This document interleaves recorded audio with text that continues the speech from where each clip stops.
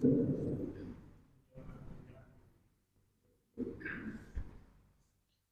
الله.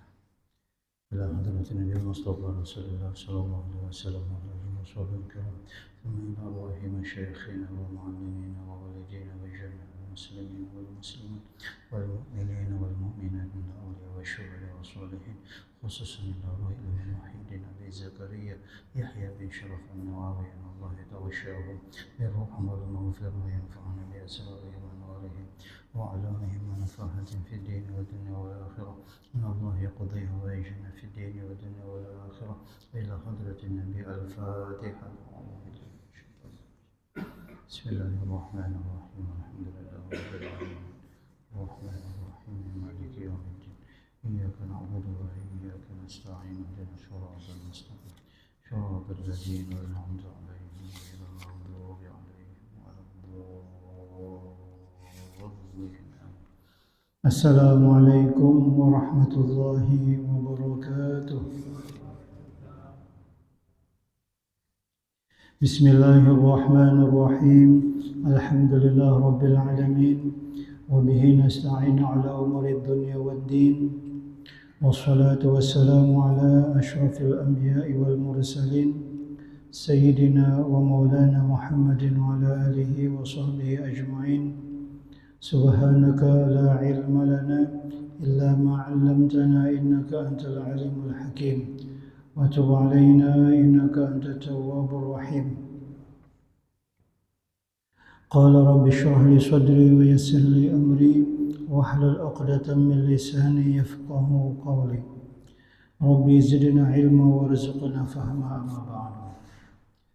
Bapak Ibu sekalian yang dirahmati Allah Subhanahu wa taala, alhamdulillah kita panjatkan syukur kehadirat Allah Subhanahu wa taala atas berkat limpahan rahmat, taufik dan hidayahnya kita bersama-sama kembali dapat berhadir di rumah Allah yang mulia ini.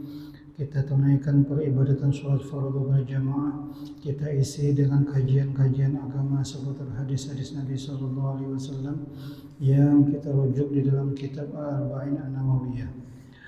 Karena itu mari kita kembali memperbaharui niat kita sengaja kurban i'tikaf dalam masjid ini sunat karena Allah Ta'ala.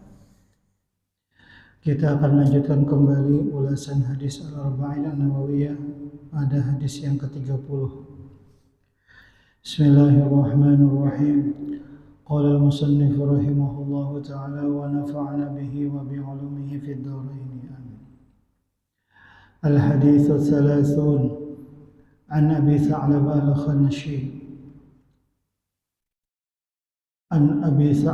الخنشي جرثوم بن ناشر رضي الله عنه عن رسول الله صلى الله عليه وسلم قال: إن الله تعالى فرض فرائض فلا تضيعوها، وحد حدودا فلا تعتدوها، وحرم أشياء فلا تنتهكوها، وسكت عن أشياء رحمة لكم غير نسيان فلا تبحثوا عنها. حديث حسن رواه الدارقطني وغيره. Di hadis yang ke-30 dari sahabat Abu Tha'labah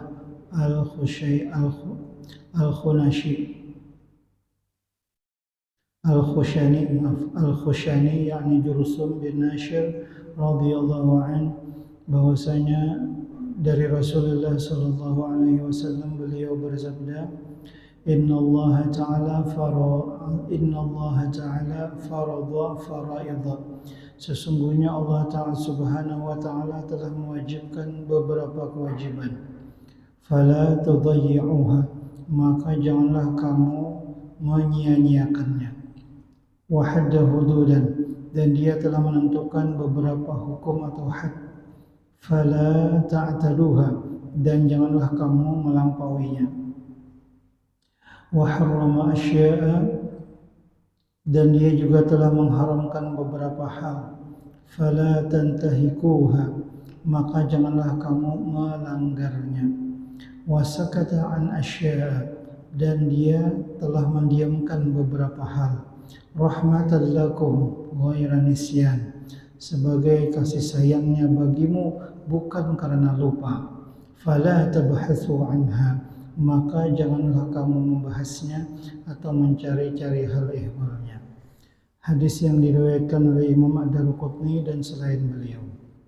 Bapak Ibu sekalian, hadis ini mengandung beberapa hal yang menjadi pelajaran buat kita.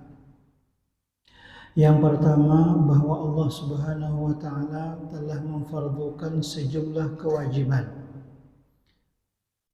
Bahwa Allah telah memfardukan beberapa kewajiban yang diperuntukkan untuk kita, yang diperuntukkan gasan kita. Baik itu yang berkaitan dengan ibadah, baik yang berkaitan dengan muamalah dan lain sebagainya. Ada ketentuan-ketentuan, ada kewajiban-kewajiban yang itu telah disyariatkannya kepada kita orang yang berislam ini. Maka kata Nabi SAW, jangan disia-siakan kewajiban yang telah Allah berlakukan kepada kita. Itu tidak lain adalah kembali kepada kita sendiri. Allah memfardukan kita mengerjakan sembahyang, tidak lain manfaatnya dan maslahatnya kesan kita juga. Kalau pang itu untuk Allah dipersembahkan, iya untuk Allah, tapi Allah maha kaya dari semua itu. Seandainya seluruh dunia ini, kan di dalam hadis-hadis sebelumnya dijelaskan, seandainya makhluk di dunia ini ingkar berataan, kada beribadah, kada taat berataan, itu sama sekali kada mengurangi keagungan dan kemahakuasaan Allah Subhanahu wa taala. Atau sebaliknya, seandainya di dunia ini taat berataan, itu sama sekali kada menambah-nambah keagungan Allah Subhanahu wa taala. Ya Allah. Artinya Allah, kita nang perlu, bukan Allah yang perlu. Ya Allah. Allah tidak berhajat kepada sesuatu.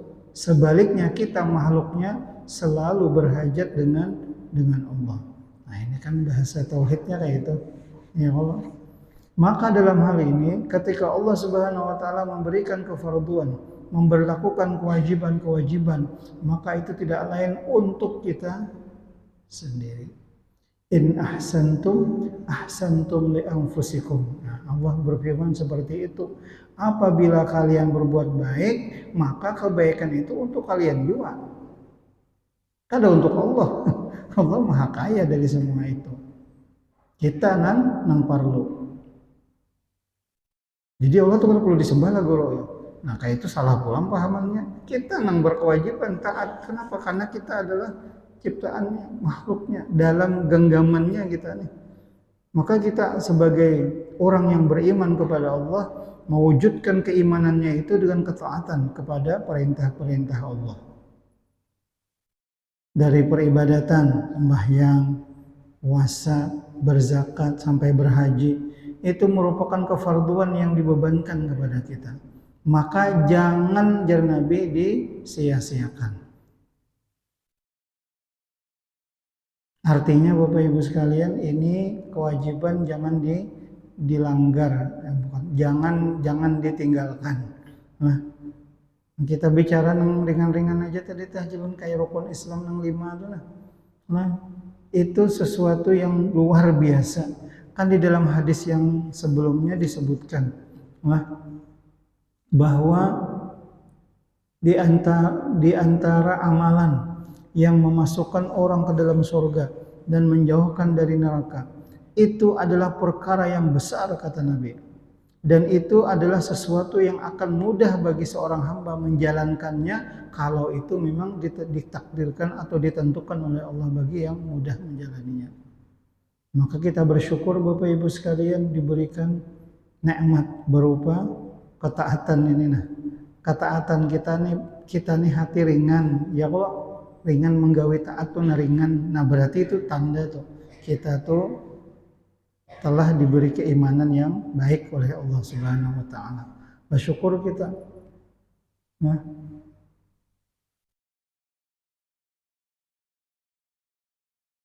kefarduan sembahyang itu wa innaha lakabiratun illa 'alal khashi'in. Nah, bahwasanya kefarduan sembahyang itu berat. Nah, berat kecuali bagi orang yang khusyuk, hatinya telah terpaut kepada Allah, hatinya telah, nah itu tadi jalan dimudahkan oleh Allah untuk taat. Maka kita sebagai hambanya jangan menyia-nyiakan apa yang sudah dipardukan oleh Allah. Disuruh sembahyang, gawe sembahyang. Disuruh puasa, gawe puasa. Disuruh berzakat, gawe zakatnya. Tunaikan zakatnya. Kalau ada kemampuan untuk berhaji dan berumrah, gawe juga.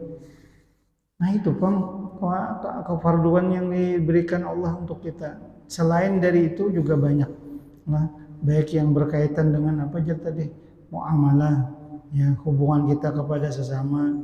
Nah, kita berdagang, kita berjualan, pinjam meminjam, sewa menyewa dan lain sebagainya. Itu semua ada ketentuannya sudah. Nah, semua ada kefarduan yang dibebankan kepada kita. Makanya kita ini disebut sebagai orang yang mukallaf. Orang yang mukallaf. Mukallaf itu dibebani dengan kefarduan, dengan kewajiban. Nah, namun demikian kita yakin Pak Alhamdulillah bahwa apa yang kita tunaikan berupa kewajiban itu pasti dibalas oleh Allah dengan kebaikan yang berlipat.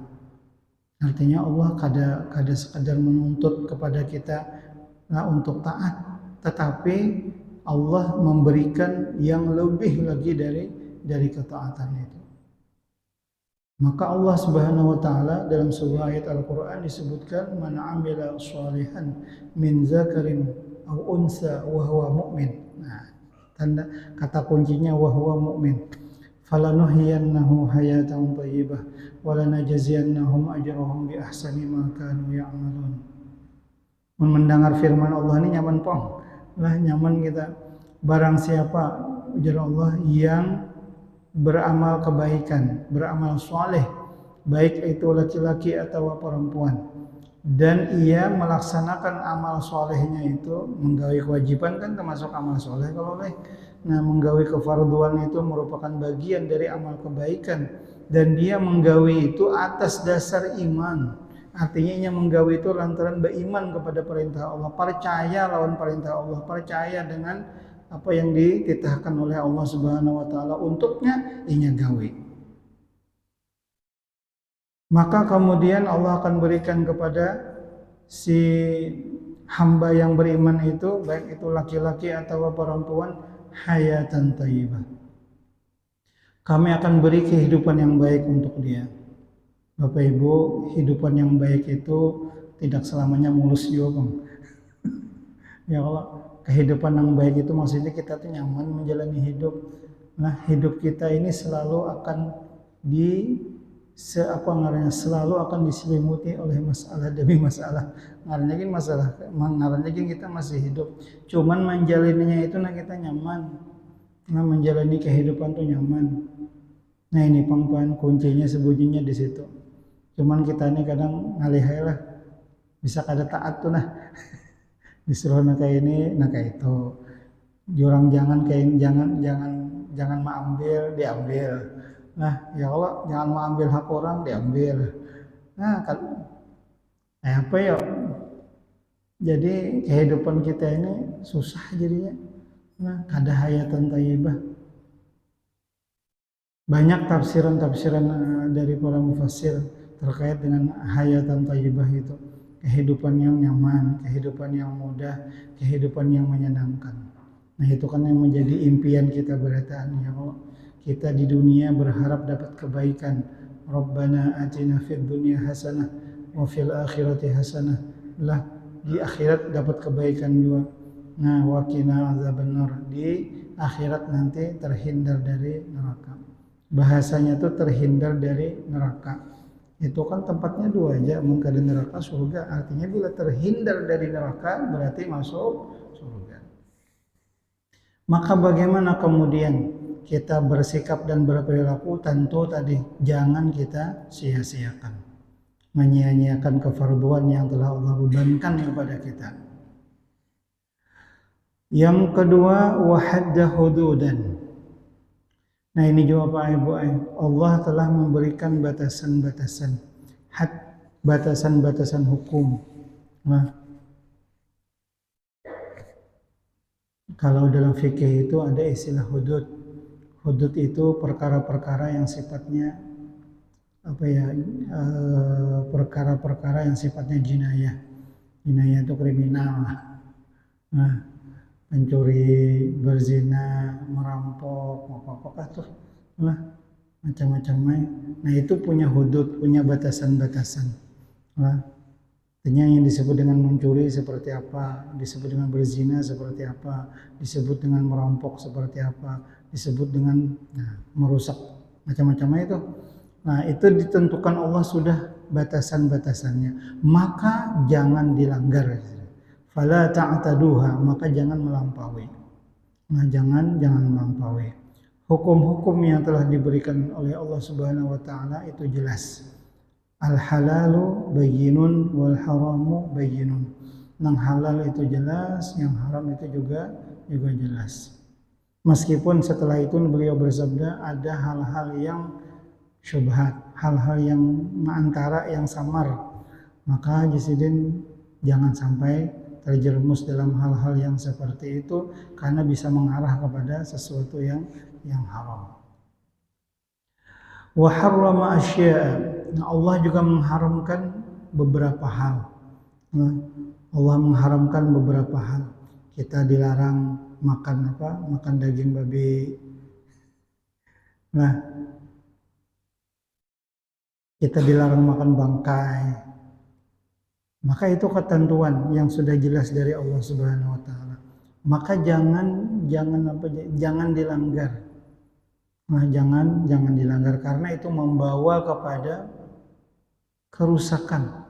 Kerusakan yang Allah maksud kerusakan kepada diri kita. Nah, kembali kepada tadi.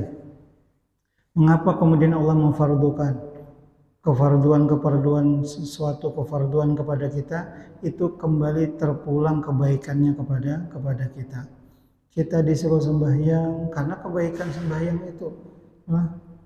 Nah, kan banyak penelitian atau riset yang menyebutkan tentang manfaat dari ibadah itu bisa membuat kita sehat. Nah, begitu pula dengan batasan-batasan tadi. Nah, kita jangan kemudian untuk melanggarnya. Nah, begitu pula dengan perkara yang diharamkan. Nah, perkara-perkara yang diharamkan itu tentu punya faedah, punya kemanfaatan untuk kita. Nah, meskipun kemudian ini tidak mesti harus diilmiahkan bahasanya lah. Kenapa kita haram makan babi misalnya? Karena ada di situ cacing pita yang bahaya gasan kesehatan kita, yang bahaya gasan tubuh kita. Nah, tapi itu kan hanya kemudian bagian dari informasi terhadap ayat itu. Yang jelas ajaran Islam mengingatkan kepada kita untuk tidak boleh memakan sesuatu yang seperti tadi, entah itu bangkai ataupun daging babi. Nah, Bapak Ibu sekalian yang dirahmati Allah. Selain itu yang kedua, yang ketiga, yang berikutnya wasakata an asya'. Nah, ini Allah Subhanahu wa taala juga mendiamkan beberapa hal. Nah, juga mendiamkan beberapa hal. Fala tabhatsu rahmatan lakum ghaira nisyan. Allah mendiamkan beberapa hal yang itu menjadi rahmat bagi kita, ghaira nisyan, bukan karena lupa. Artinya Allah mensyariatkan sesuatu itu bukan mendiamkan, maksudnya mendiamkan sesuatu hal itu bukan karena tidak ingat. Bukan karena tidak ingat, tapi karena memang itu sebagai bentuk kasih sayang Allah Subhanahu wa taala untuk kita. Fala tabhatsu anha. Maka janganlah kita membahasnya. Maksudnya mencari-cari hukumnya. Lah artinya itu nang didiamkan Allah Ta'ala itu udah ya dah. Nah, kada usah diungkit-ungkit, kada usah dibahas lah. Nah, di dalam Al-Azkar An-Nawawiyah disebutkan penjelasan dari Syekh Aidarus Yasidin, makna sukutuhu ta'ala an asya annahu lam yanzil hukmaha ala nabiyhi. Jadi maksudnya mendiamkan Allah Ta'ala itu terhadap beberapa hal, bahwasanya Allah tidak menurunkan hukum-hukumnya atas nabinya. La annahu sakata anha haqiqatan. Bukan karena dia mendiamkan secara hakiki terhadap hukum-hukum tersebut, sesuatu tersebut. Qauluhu fala tabhathu anha ay la tas'alu anha. Jangan, maka perkataan atau pernyataan sabda Nabi tadi, maka janganlah kalian mencari-carinya, membahas hal ihwalnya. Maksudnya di sini la tas'alu anha. Jangan kalian bertakun tentang hal itu. Lianna su'ala anha rubbama yaqdi ila taklif asyaq min al-hurmah awil ijab. Karena bertakun-takun tentang hal-hal yang seperti itu barangkali akan membawa kepada pembebanan yang berat, baik dari sesuatu yang diharamkan maupun sesuatu yang diwajibkan. Ingat kalau Pak Bu kisah Bani Israel, nah yang disuruh oleh Nabi Musa untuk kemudian menyembelih sapi. Innallaha ya'murukum an tadhbahu baqarah. Nah, sesungguhnya Allah menyuruh kalian wahai Bani Israel untuk menyembelih seekor sapi. Qalu atattakhiduna huzwa? Apakah engkau menyebutkan perintah Allah ini untuk menjadi apa istilahnya lah, ejekan gasan kami, hinaan gasan kami? Maka jawab Nabi Musa, qala a'udzubillahi an akuna minal jahilin. Aku berlindung kepada Allah dari termasuk orang-orang yang jahil, orang-orang yang tidak mengetahui terhadap perintah Allah itu. Lalu bertakun, qala innahu yaqulu innaha mereka bertanya tentang hal ihwal sapi itu. Nah, lalu bengalih-bengalih. Lalu bengalih-bengalih, nah kayak pegarang sapinya. Bisakah engkau menghabarkan wahai Musa, nang kayak apa hal ihwal sapinya itu? Nah ini kan betakun ngarannya nih, ma'anyaki bahasa kita lah. Padahal perintah Allah sampai di situ aja, menyembelih sapi. Mbah menyembelih sapi itu sudah ya dah, kada usah lagi betakun nang kayak apa sapinya. Ada ini kan betakun, nang kayak apa sapinya, nang kayak apa warnanya. Nah, kayak warnanya ala faridu wala bikr awan baina dzalik. Kada gelap, kada terang, di antaranya lah. Nang kayak apa? Nah, timbul bengalih. Mbah itu pun betakun warnanya sofro, warnanya kuning, faqi'ul launuha. Lah yang menyilaukan. Yang menyilaukan dan menggembirakan atau menyenangkan bagi orang yang melihat. Jadi setiap soal yang disampaikan, setiap pertanyaan yang diajukan itu semakin semakin mengalih. Nah, sehingga akhirnya kesulitan juga mencari kawa menyembelih, kawa tetamu sapinya. Fadzabahuha wa makadu yaf'alun. Hampir kada tegawi penyembelihan itu. Karena apa? Karena kengalihan mencari sapinya itu.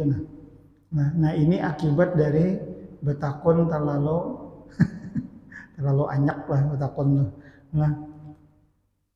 Nah Bapak Ibu sekalian, sehingga itu barangkali membawa kepada pembebanan yang berat bagi bagi kita lah, bagi orang yang mukallaf lah, baik itu perkara yang diwajibkan ataupun perkara yang diharamkan. Wa yufhamu min sukutihi ta'ala rahmatan lana ma'an nahyi 'anil bahthi anha. Nah, jadi sini difahami dari diamnya Allah Subhanahu wa taala terhadap beberapa hal itu sebagai rahmat. Artinya sebagai rahmat bagi kita, kasih sayang Allah. Ma'an nahyi 'anil bahthi, sekaligus bahasanya larangan atau larangan lah untuk membahas-bahasnya. Li'annahu la hukma qabla wurudi syar'i. Karena tidak ada hukum sebelum datangnya syariat itu. Nah, jadi Bapak Ibu sekalian, ketentuan-ketentuan yang kita sudah yang sudah diberlakukan Allah Subhanahu wa taala untuk kita, maka itu kita tunaikanlah dengan sebaik-baiknya. Disuruh sembahyang, sembahyang sembahyang fardu. Nah, itu jelas sudah perintahnya. Rakaatnya, kemudian waktunya. Jangan lagi ditakuni macam-macam. Nah, waktunya sampai sekian, gitu aja, dari ini sampai ini. Nah, ya kalau kemudian jumlah rakaatnya juga sudah ditentukan. Nah, sesuai dengan tuntunan Nabi SAW. Maka hal-hal yang seperti ini, nah tentunya adalah menjadi menjadi kebolehan bagi kita. Nah, diantaranya perkara-perkara yang didiamkan itulah ya, terutama terkait dengan makanan dan minuman. Nah, makanan dan minuman ini kan macam-macam nih. Nah, ketika makanan itu halal, ketika makanan itu baik, maka tidak mengapa untuk kita makan. Kan sudah jelas, misalnya jarulun tadi makanan yang kada boleh kayak bangkai, kayak babi, daging babi itu kan kada boleh. Meskipun sebahagian dalam bangkai itu ada yang dibolehkan oleh Nabi SAW. Nah, yang lain pada itu jangan dibahas.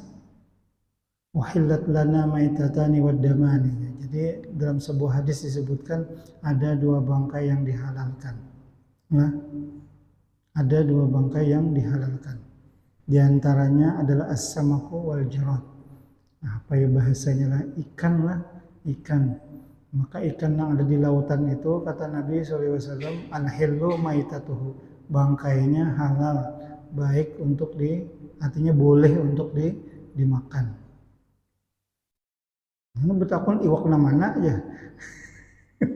Boleh dimakan iwak mana. Pokoknya yang ada di lautan itu bilang ngarannya iwak. Iya toh.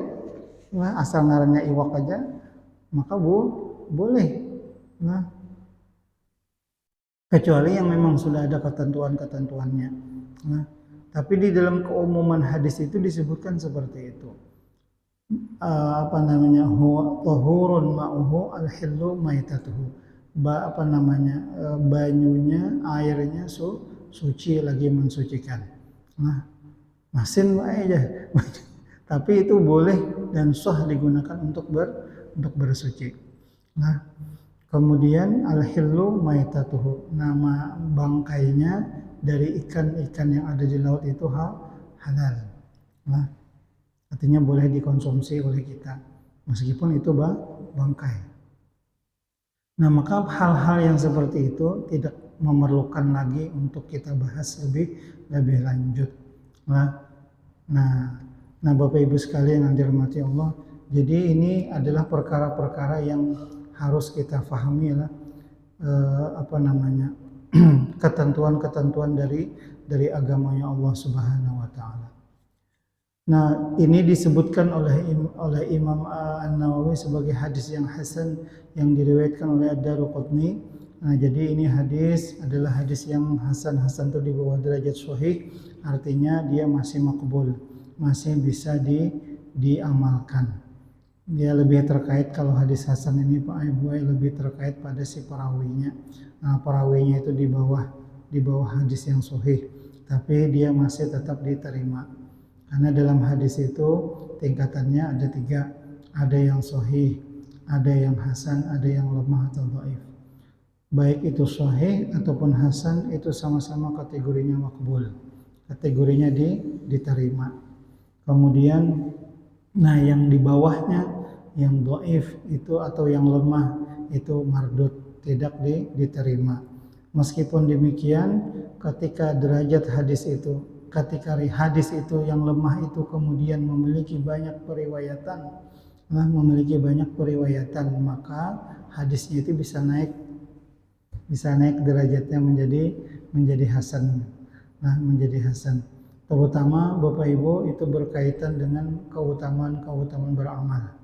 Ini seringkali kita sudah sampaikan bahwa hadis-hadis yang lemah itu dalam hal beramal, keutamaan beramal Pak lah, maka itu kemudian dibolehkan bagi kita untuk mengamalkannya dengan catatan seperti yang disebut oleh Imam Ibnu Hajar Al-Asqalani, lemahnya itu kada seberapa. Maksudnya kada seberapa itu perawinya itu lemah biasa aja. Kalau misalnya perawinya itu ada disebut berdusta atau tertuduh berdusta atau meriwayatkan hadis-hadis yang mungkar, itu kada boleh. Kada boleh. Tapi kalau lemah biasa aja, umpamanya hafalannya mungkin kada terlalu baik, buruk hafalannya, tapi ada riwayat lain yang menyebutkan atau yang meriwayatkan hadis yang serupa, maka itu bisa dinaikkan. Kemudian yang terpenting juga adalah itu berkaitan dengan keyakinannya kita mengamalkan hadis yang itu bukan berasal dari Nabi, tetapi adalah berkaitan dengan kehati-hatian saja. Jadi kita ini berbaliklah bagi kita mengamalkan hadis dhaif, yang dhaifnya itu tidak terlalu parah, yang dhaifnya itu tidak seberapa, itu bukan berarti kada diamalkan, tapi diamalkan. Kenapa jadi diamalkan? Kalau wahai itu memang dari Nabi, gitu. Kalau wahai itu memang dari Nabi. Sebagian kita logikanya terbalik. Kada boleh mengamalkan hadis Nabi karena itu bukan dari Nabi. Kalau itu bukan dari Nabi. Maka kita ini ihtiyatan Pak lah. Ihtiyatan itu kehati-hatian mengamalkan hadis-hadis yang lemah itu, selama itu hanya berkaitan dengan keutamaan beramal, nasihat, dan yang lain-lainnya, maka itu dipersilakan saja. Imam Ibnu Hajar, Imam As-Suyuti, ini yang kita sambat nih ulama-ulama yang memang luar biasa, membolehkan hal-hal yang seperti itu. Bersalahan atau berbeda kemudian dengan hadis-hadis yang berkaitan dengan halal haram. Ini kaitannya lawan hadis yang tadi Pak Ibu. Hadis yang berkaitan dengan halal haram itu kalau lemah itu tidak diterima. Tidak diterima.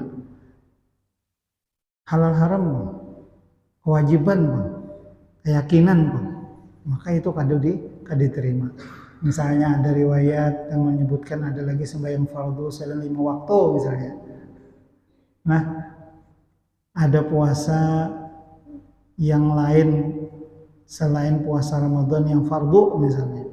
Ada riwayat yang menyebutkan seperti itu. Maka itu ditolak. Kenapa? Karena itu kalau hadisnya lemah maka itu ditolak. Tapi kalau itu berkaitan dengan halal dan haram atau berkaitan dengan masalah peribadatan tadi, maka itu diterima. Yang terkadang yang kita persoalkan ini persoalan-persoalan yang sifatnya furu'iyah, persoalan-persoalan yang sifatnya cabang-mencabang. Padahal cabang-mencabang itu dia berkaitan betul dengan perkara-perkara ibadah, berkaitan, tetapi dia perkara yang sifatnya furu'iyah itu menuntut adanya pemahaman, fikih namanya. Fikih namanya. Inilah kemudian ijtihad para ulama fikih, lalu kemudian mengistinbat, menyimpulkan dari dalil-dalil Al-Quran dan As-Sunnah itu, ini perintah wajib, ini perintah. Jadi kan ada dua Pak, kita tuh kan perintah dan larangan, dalam hadis ini ada perintah, ada larangan. Perintah itu ada yang sifatnya wajib, ada yang sifatnya sunat, ada yang sifatnya mubah. Ya kalau perintah tuh, nah kemudian larangan tuh ada dua, ada yang sifatnya tahrim, haram, ada yang sifatnya makruh. Nah, ada yang sifatnya makruh. Nah, ini kan dibagi, Pak. Kenapa ulama tuh membagi kayak itu, ulama fikih membagi kayak itu supaya nyaman kita memahaminya. Nah, supaya jadi perintah-perintah agama itu kadang kalau dipahami wajib bertahan.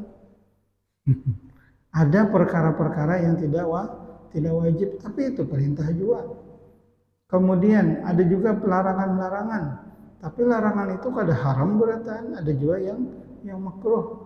Ya meskipun ungkapannya larangan, nah, ungkapannya larangan. Misalnya nih, nang makan bawang jar Nabi jangan baparak ke masjid. Nah, nang makan bawang jangan baparak ke masjid. Haram lah maksudnya lah, ada itu hanya makruh.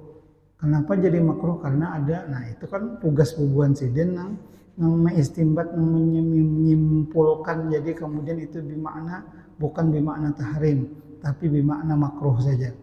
Nah, artinya kan itu mudarat lah bagi kita. Kita sembahyang berjamaah, nah, makan bawang, pandir tuh kan itu parakan dulu. Nah, jadi itu larangan yang sifatnya apa tadi, makruh. Ada juga larangannya yang bersifat haram. Nah, ada juga. Nah, begitu pula Bapak Ibu dengan perintah. Nah, perintah itu ada yang sifatnya wajib, ada yang sifatnya sunat, ada yang sifatnya mubah. Kayak makan, wakulu washrabu, ya, dalam firman Allah itu wakulu washrabu, makan minum. Apakah itu perintah wajib? Ada wajib. Kenapa? Itu perintah mubah. Makan, minum, silakan. Nah, dan jangan berlebih-lebihan. Wala tusrifu. Nah, kemudian apa ngarannya? Jadi perintah-perintah agama itu, nah, ada yang tadi yang bermakna wajib. Nah, yang seperti disebutkan dalam hadis ini faraidha. Artinya itu kefarduan. Hadis ini menunjukkan bahwa Allah Subhanahu wa taala telah mewajibkan kefarduan kesan kita. Nah, itulah perintah yang sifatnya wajib tadi. Apabila perintah yang wajib ini kita tinggalkan, maka kita kena dosanya. Nah, itulah kemudian didefinisikan yang namanya wajib itu atau fardu itu adalah sesuatu yang apabila dikerjakan berpahala, apabila ditinggalkan berdosa. Kemudian ada juga perintah yang di bawah itu yang berupa perintah apa ngarannya? Perintah yang sifatnya anjuran.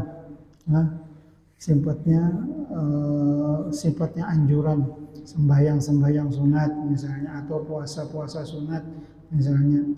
Sum yauma asyura, berpuasalah kamu puasa ke-10 dari bulan Muharram. Nah, apakah itu kemudian artinya wajib? Ada, itu adalah sunat. Kenapa jadi sunat? Karena ada itu kan tugas ulama, itu ulama mujtahid yang bisa merangkum itu, yang bisa mengestimbat, yang bisa menyimpulkan itu. Jadi kita ini nang masaknya ya Allah, Bapak Ibu, kita nang masaknya aja. Nah, itu kita ini bersyukurlah para ulama-ulama mujtahid yang dulu itu telah merumuskan ilmu tentang ibadah, ilmu tentang akhlak, ilmu tentang akidah dalam bidang-bidangnya sendiri. Nah, sehingga kita nyaman tinggal memakai aja lagi. Seandainya kita ini langsung misalnya dari Al-Quran dan Al-Hadis, tentu kita kesulitan. Mana perintah nang wajib, nang bujur-bujur wajib, mana perintah nang hanya sunat saja, mana perintah yang mubah saja. Gak tahu kita. Kalau kita meminang duit, karena semuaan perintah Allah Ta'ala itu menggunakan ungkapan perintah. Begitu pula dengan larangan. Kita kada tahu dan kada kau mainan duit.